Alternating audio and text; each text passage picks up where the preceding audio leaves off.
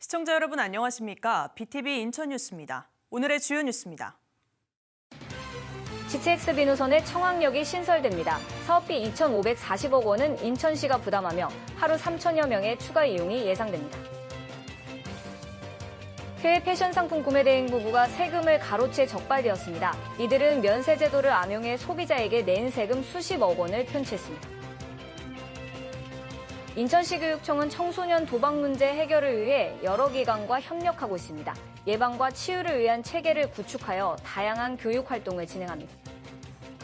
이상 오늘의 주요 뉴스입니다. 수도권 광역 급행철도인 GTX-B 공사가 한창 진행되고 있죠.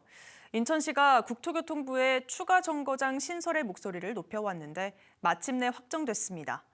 연수구 청학사거리에 역이 신설될 예정인데요. 오는 2031년까지 개통을 끝낸다는 계획입니다. 구혜희 기자입니다. GTX-B 인천대 입구역 공사가 한창입니다. GTX-B는 인천대 입구역과 남양주 마석을 잇는 수도권 광역 급행철도입니다. 총 연장은 약 82.8km입니다. 유정북 시장이 공사 현장을 찾았습니다. 현재까지의 진행 상황과 앞으로 사업이 어떻게 진행되는지에 대한 설명을 듣기 위해서입니다. 판 내려가면서 하는 것보다는 이게 속도가 빠른 거 아니에요? 예. 굉장히 공기를 단축해서 할 수 있는 거죠. 네. 유 시장은 이 자리에서 국토교통부로부터 추가 정거장 신설에 대한 최종 결과를 통보받았다고 설명했습니다. 인천시가 신설하려던 청학역에 대한 경제성이 확보되면서 추가 정거장 신설이 가능하다는 겁니다. 인천대 입구에서 시작해 인천시청, 부평까지 연결되는 구간에 인천대와 인천시청 사이에 청학역이 신설되게 됩니다. 추가 정거장이 설치되면 전 구간 하루 평균 이용 수요가 3천여 명이 증가할 것으로 기대되고 있습니다. 추가 정거장 사업비는 모두 2,540억 원으로 추정되는데 원인자 부담의 원칙에 따라 인천시가 설계비와 공사비 전액을 부담하게 됩니다. 시는 민간 사업자와 협력해 사업을 진행할 예정입니다. 청학역 신설이 확정됐습니다. 정부로부터 예타에 대한 타당성이 인정됐기 때문에 시에서는 앞으로 민자 사업자하고 협약을 통해서 이 사업도 차질 없이 진행될 수 있도록 할 것입니다. 인천시는 청학역이 신설되면 연수구 원도심의 제도약과 광역교통 연결성이 더욱 강화될 걸로 기대하고 있습니다. BTV 뉴스 구혜입니다. 인천시가 추진 중인 노후계획도시 정비 사업이 공공기여율 논란에 휩싸였습니다. 연수 선악지구에만 상대적으로 높은 비율이 적용되면서 형평성에 어긋난다는 지적이 나오고 있는데요. 연수구 의회는 국토부와 인천시에 기준 재검토를 촉구했습니다. NIB 노유리 기자의 보도입니다. 연수구 선악지구는 과거 군사시설과 고도 제한으로 인한 개발 규제로 도시 정비에서 상대적으로 뒤처졌습니다.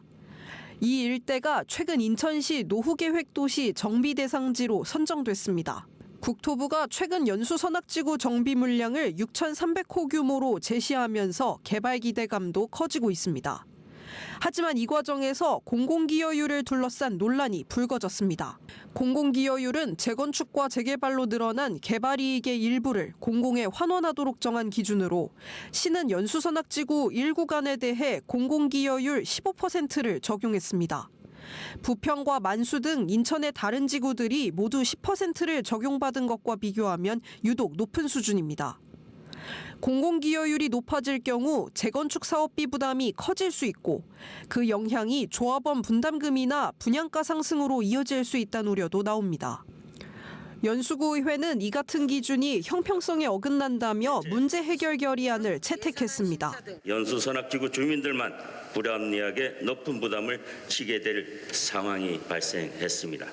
연수 선악지구의 현재 용적률은 142.8%로 인천 노후계획도시 가운데 가장 낮습니다.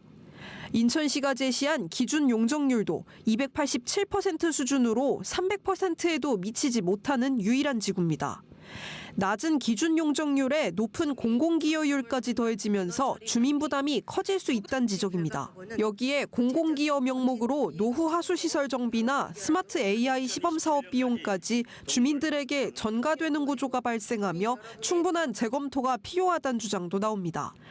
기존 도시 인프라는 재건축 신축 시 반영이 가능하므로 공공기여를 10%로 조정할 필요가 있습니다. 이에 인천시는 연수 선악지구의 용적률 상승폭이 크다는 점을 들어 15% 적용이 타당하다는 입장입니다. 하지만 구는 낮은 용적률을 근거로 공공기여 부담을 높이는 것은 설득력이 낮다며 국토부와 인천시에 형평성 문제 해결 등의 방안 마련을 촉구했습니다. 구의회는 주민 부담과 직결된 사안인 만큼 앞으로도 적극적으로 대응해 나가겠다는 방침입니다. NIB 뉴스 노율입니다. 요즘 해외 직구 많이들 이용하시죠? 그런데 해외 직구 구매 대행을 하며 마땅히 내야 될 세금 수십억 원을 가로챈 업자들이 검거됐습니다. 이들이 소비자로부터 받고 가로챈 세금만 30억 원이 넘습니다. 구혜희 기자가 보도합니다. 국내 한 포털 사이트 카페입니다. 다양한 해외 유명 브랜드의 패션 상품을 구매 대행해주는 곳입니다. 그런데 이곳에서 영업을 하던 구매 대행업자 부부가 인천 본부세관에 관세법 위반 혐의로 붙잡혔습니다. 독일에 거주하면서 구매 대행업을 하는 이 40대 부부는 해외 구매 대행업을 하면서 소비자에게 먼저 받은 세금 수십억 원을 가로챈 것으로 드러났습니다. 업자들은 국내에서 소비자에게 관세와 부가가치세가 포함된 금액을 받고 상대적으로 저렴한 현지 아울렛에서 물품을 구입합니다. 여기서 특송업체에 배송 정보를 전달할 때 구매자가 지불한 금액보다 저가에 신고해 소비자가 이미 낸 세금을 가로챘습니다. 이들이 지난 2019년 9월부터 지난해 4월까지 소비자에게 가로챈 세금만 30억 원. 이들과 함께 검거된 또 다른 구매 대행업자는 지난 6년 동안 3천만 원의 세금을 가로챘습니다. 또 시가 9억 원 상당의 해외 명품 브랜드를 밀수입한 사실도 확인됐습니다.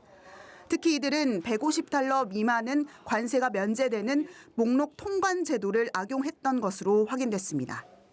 물건 가격이 이제 150불이 넘음에도 불구하고 허위로 150불 미만으로 신고를 해서 면세를 받기 위해서 구매자들한테는 관세와 부가세를 미리 받았음에도 불구하고 납부하지 않기 위해서 허위로 가격 신고해서 반입한 사건입니다. 인천 본부세관은 앞으로 해외 직구 대행을 이용하는 소비자들이 많아질 것으로 보고 업자들의 밀수, 관세 포탈 행위를 엄중히 단속하겠다고 밝혔습니다. BTV 뉴스 구혜입니다. 최근 청소년 도박 문제가 사회적 문제로 등장하고 있습니다. 특히 인천 지역에서 온라인 기반의 불법 도박이 청소년들에게 악영향을 미치고 있는 가운데 인천시 교육청이 유관기관과의 협력체계 구축에 나섰습니다. 이재원 기자입니다. 경찰청이 지난 2023년 9월부터 2024년 10월까지 사이버 도박 특별 단속을 벌인 결과 검거된 청소년은 4,715명. 이 가운데 17.5%인 826명이 인천에 거주하는 청소년이었습니다. 이는 17개 시도 가운데 2위에 해당하는 것으로 인천 청소년 도박 문제의 심각성을 여실히 보여주고 있습니다. 이에 인천시 교육청은 YMCA, 병원 등 7개 기관과 민간 업무 협약을 맺었습니다. 교육청과 지역사회가 청소년 도박 문제 공동 대응 체계를 구축하기 위해 추진됐습니다.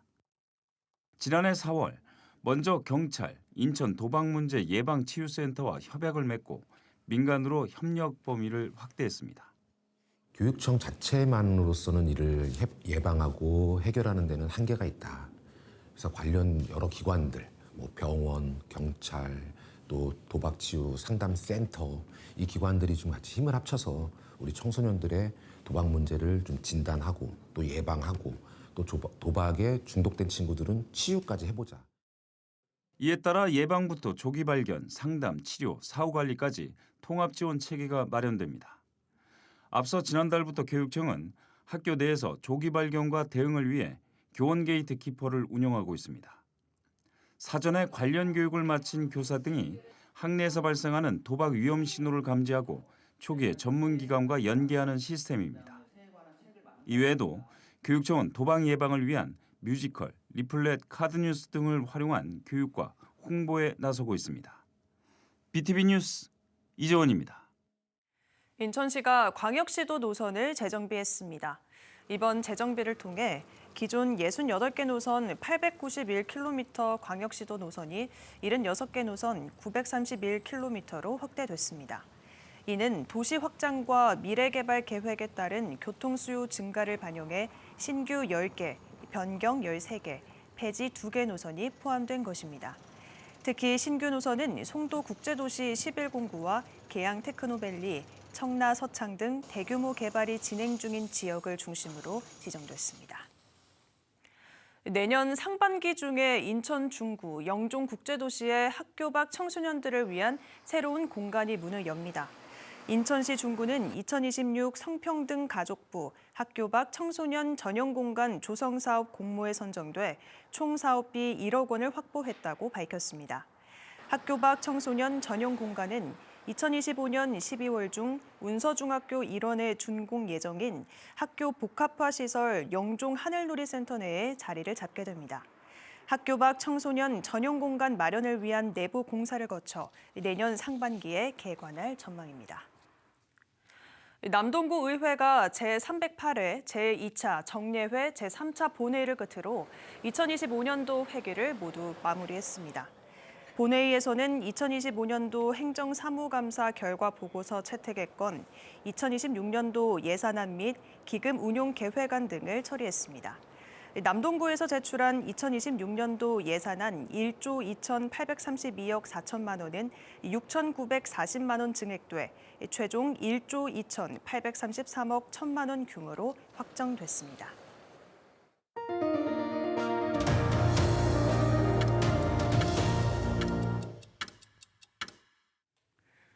도움을 받던 사람들이 오히려 더 어려운 이웃을 돕는다면 얼마나 놀라운 일일까요?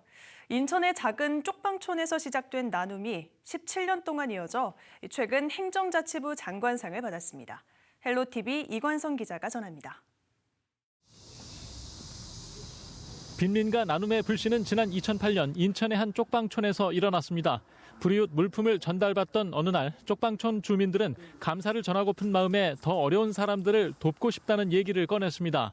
가진 것 없는 사람들도 누군가 돕고 싶어하는 모습에 가슴이 뭉클해진 이혜인 목사는 무심코 바로 옆에 있던 모자를 들고 말했습니다.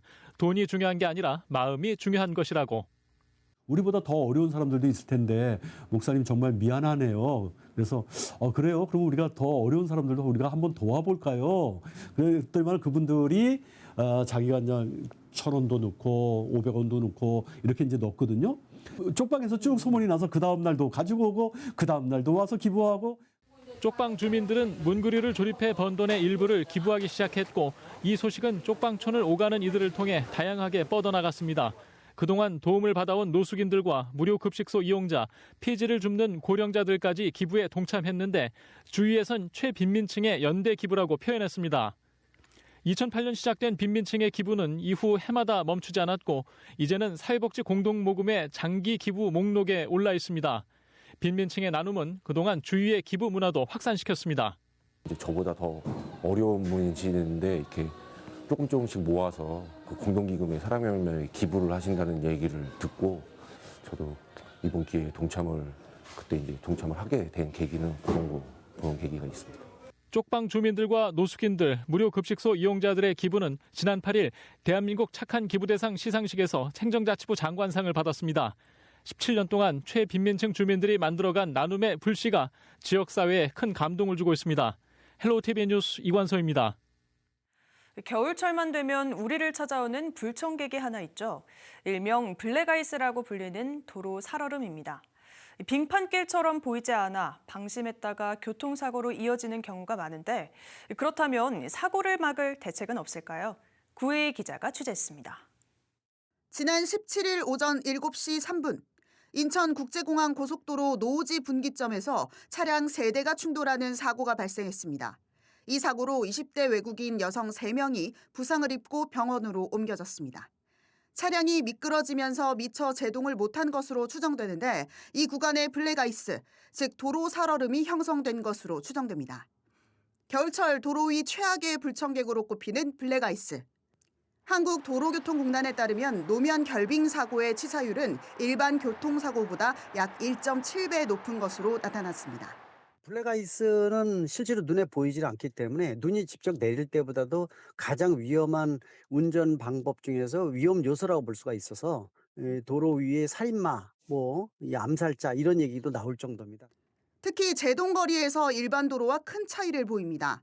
일반 도로에서의 제동거리가 약 10m라면 블랙아이스 구간에서는 최대 35m까지 늘어나면서 3배 이상 차이가 납니다. 또 그늘진 곳이라든지 바람이 지나가는 고가도로나 교량 위, 터널 입출입구 지역은 특히 블랙아이스가 많이 발생하는 구간입니다. 때문에 전문가들은 해당 지역은 겨울철에 특히 조심해서 운전해야 한다고 조언합니다. 블랙아이스 구역에 진입했을 때 급제동을 피하고 브레이크를 여러 번 나눠 밟아야 한다고도 강조합니다. 혹시라도 그런 상황에서는 차가 미끄러지는 방향으로 핸들을 튼다라는 인식을 갖고 그러면서 동시에 브레이크를 여러 번 나눴다 밟다 하는 이런 방법이 현실적으로는 가장 할 수 있는 방법이라고 볼 수가 있습니다. 전문가들은 국토교통부가 전국에서 블랙아이스가 많이 발생하는 지역을 발표하고 있다며 소행길이나 장거리 운전을 할 때 정보를 입수하고 안전운전을 하는 것이 중요하다고 설명합니다. BTV 뉴스 구혜입니다.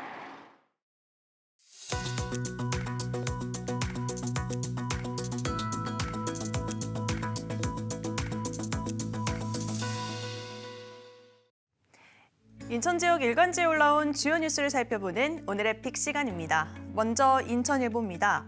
GTX-B 청학역과 관련해 인천시 결심만 남았다는 보도 전해드리도록 하겠습니다.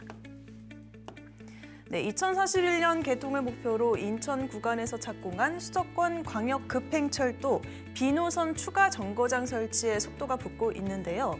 연수구 원도심을 대상으로 가칭 청학역을 신설하는 철도망 확충 계획에 대한 타당성 검증이 완료되면서 대심도 터널 공정에 맞춘 착공이 임박했다는 소식입니다. 원인자 부담 원칙에 따라 2천억 원대 재원을 조달하는 주체인 인천시는 후속 절차에 나서기로 했다고 전했는데요. 청학역 타당성 검증을 통해 추가 정거장 설치 비용은 2,126억 원 규모로 분석됐습니다. GTX-B는 2031년 개통을 목표로 하는데 대심도 터널에 추가 정거장을 설치하려면 기술적으로 본선 터널과 동시에 시공돼야 합니다. 인천시는 민자 사업자와 협약을 체결해 추가 정거장 사업비 부담과 설계 변경을 공식화할 것으로 알려졌습니다. 계속해서 경인일보도 살펴보도록 하겠습니다. 올해 말로 예정된 루원시티 도시개발사업 사업기간이 추가로 1년 연장된다는 소식 전해드리도록 하겠습니다. 네, 사업 기간은 연장되더라도 부분 준공을 진행해 입주자들의 재산권 피해를 최소화하기로 했다고 전했는데요.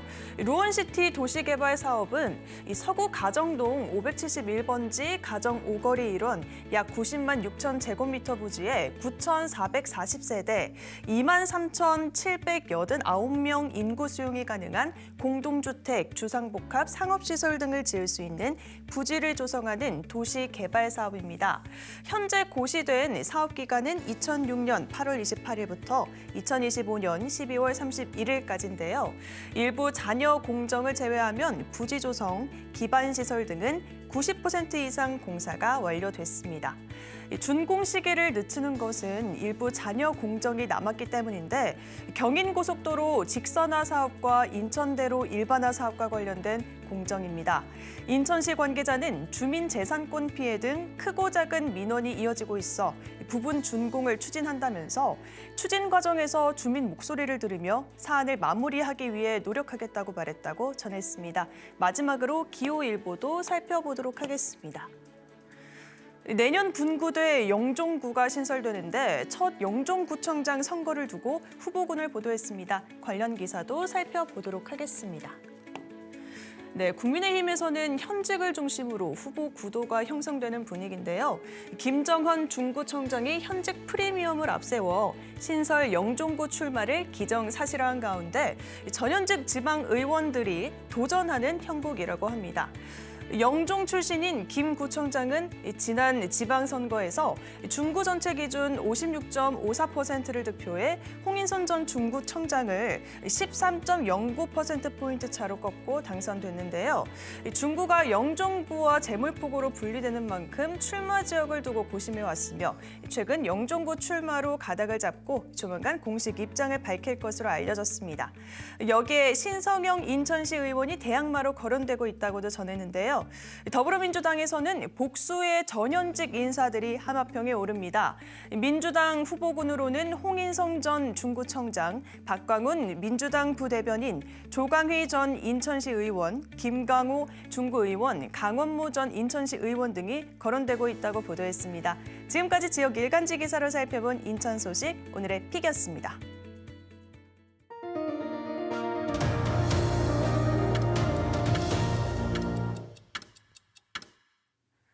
강화군에서 인천시 최초로 설치한 인구 전담 부서가 성과를 내는 것으로 나타났습니다. 강화군은 지방소멸 대응기금 분야에서 수도권 최초로 S등급에 선정돼 내년도 관련 사업비 88억 원을 확보했습니다. 이는 올해보다 16억 원 늘어난 금액입니다. 또 인구 감소 지역의 재정을 보완하는 고향사랑 기부제도 지난해 대비 69%가 증가하는 성과를 이뤘다고 밝혔습니다. 강화군은 올해 2월 전국적인 인구 감소와 지방 소멸 위기를 극복하고 대응하기 위해 인구정책 전담 조직인 인구증대 담당관을 신설한 바 있습니다. 인천 서구 검단 지역의 아라일동 행정복지센터가 문을 열고 주민들에게 행정 서비스를 제공합니다. 이번에 문을 연 복합청사는 지하 1층부터 지하 4층까지 약 7,564제곱미터의 규모로 조성돼 서구 24개 동 청사 중 가장 큰 규모입니다. 청사에는 민원실과 주민자치센터, 건강생활지원센터 등을 갖추고 있어 다양한 행정보건 복지 서비스들이 제공될 수 있을 것으로 기대됩니다. 인천광역시 교육청 부평도서관은 겨울방학을 맞아 유아, 초등 자녀를 둔 양육자를 대상으로 우리 가족 도서관 겨울캠프 놀멍책멍을 운영합니다. 이번 캠프는 내년 1월 5일부터 2월 13일까지 부평도서관 1층 이야기방을 가족 전용 공간으로 조성해 보다 편안하고 자유로운 독서 문화 활동을 제공합니다. 프로그램은 사서 추천 놀멍 책멍 코스로 교과 연계도서 목록집을 활용한 독서, 보드게임 체험, 과월호 잡지 열람 등 다양한 문화활동을 자유롭게 즐길 수 있도록 구성했습니다. 신청은 26일 오전 10시부터 부평도서관 누리집에서 가능하며 가족당 하루 최대 2시간까지 이용할 수 있습니다. BTV 뉴스는 뉴스 홈페이지에서도 바로 시청하실 수 있습니다. 시청자 여러분의 많은 관심 바랍니다. 이상으로 BTV 인천 뉴스 모두 마칩니다. 시청해주신 여러분 고맙습니다.